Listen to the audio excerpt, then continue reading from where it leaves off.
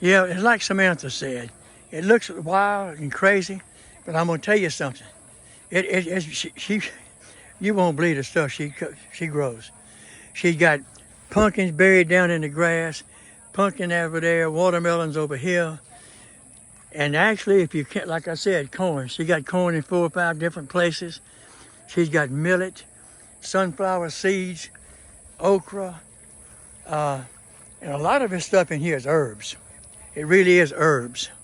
She likes to plant herbs, and which I don't blame her because I do the same thing. But it really comes out nice. Like she said, she don't have a watering. Well, she got a watering system. She don't use it. She don't need it. She's got enough compost buried in that dirt, that ground down there. It would almost grow rocks.